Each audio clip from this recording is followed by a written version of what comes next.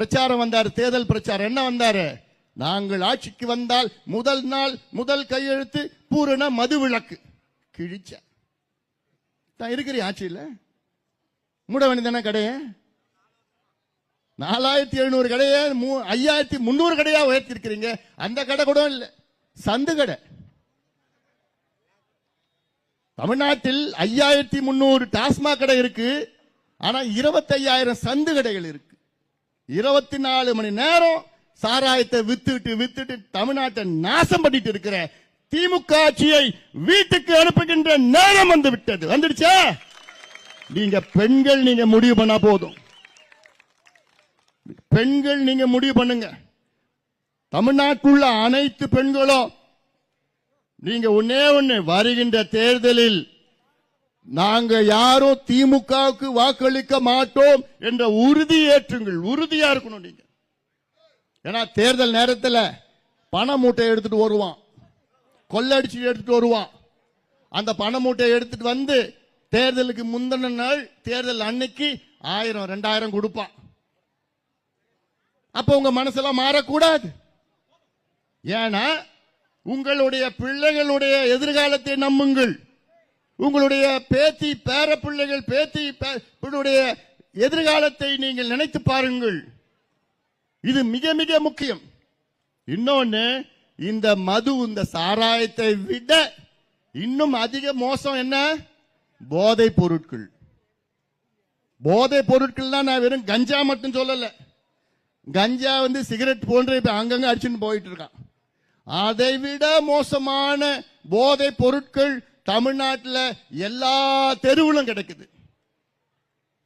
போதை பொருட்கள் பாத்தீங்கன்னா அமெரிக்காவில் தான் அதிகமா கிடைக்கும்.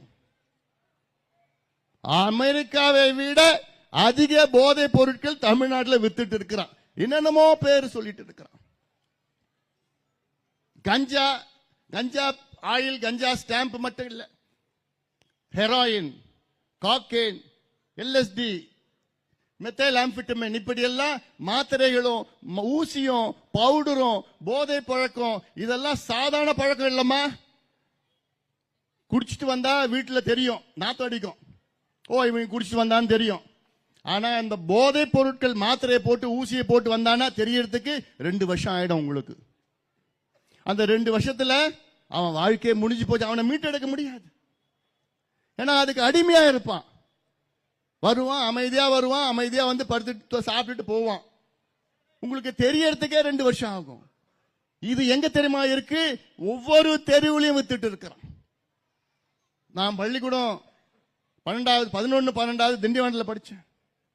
நான் படிக்கிறப்போ என் பள்ளிக்கூடம் வாசல்ல நெல்லிக்காய் பத்தை, மாங்காய் பத்தை, இந்த புளிப்பு மிட்டாய், தேன் மிட்டாய் எல்லாம் வித்துட்டு இருப்பான். அப்போ பள்ளிக்கூடம். இன்னைக்கு பள்ளிக்கூடம் வாசல்ல கஞ்சா, கஞ்சா ஸ்டாம்பு, கஞ்சா சாக்லேட்டு, கஞ்சா பிஸ்கெட், இதுதான் வித்துட்டு இருக்கான் இன்னைக்கு பள்ளிக்கூடம் வாசல்ல. அப்ப கல்லூரி வாசல்ல நினைச்சு பாருங்க. இது நான் சும்மா வேடிக்கையே நான் சொல்லல, உண்மையே சொல்றேன். நான் மிகப்பெரிய கலாச்சார சீரழிவு தமிழ்நாட்டில் திமுகவால் நடந்து கொண்டிருக்கிறது. அதை நீங்கள் தாய்மார்கள் புரிந்து கொள்ளுங்கள், பெண்கள் புரிந்து கொள்ள வேண்டும். இல்லனா அடுத்த முறை தப்பி தவறி திமுக ஆட்சிக்கு வந்தாங்கன்னா உங்க பிள்ளைகளை நீங்க மறந்துடுங்க, பேர பிள்ளைகளை மறந்துடுங்க. மறக்க முடியுமா? முடியாது, முடியாது. 4.5 ஆண்டுகளில் சீரழித்த இந்த திமுக அடுத்த முறை இவர்கள் வந்தார்கள் என்றால் முடிந்து விட்டது. தமிழ்நாடு நாசமாக்கி விட்டுவார்கள். நாசப்படுத்திட்டாங்க. உங்ககிட்ட நான் ஒண்ணு நான் கேட்கிறேன்.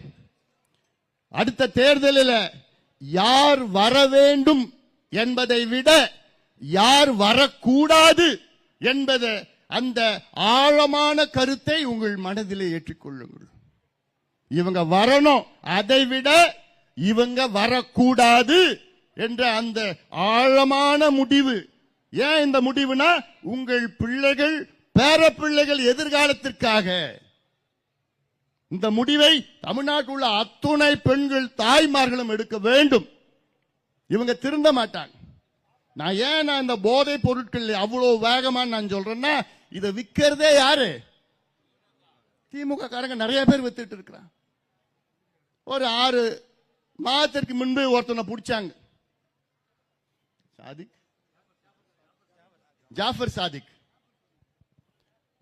ஜாஃபர் சாதிக்னு அவன் பேர். அவனை பிடிச்சானுங்க. எதுக்கு பிடிச்சானுன்னா அவன் போதை பொருட்களை வித்துட்டு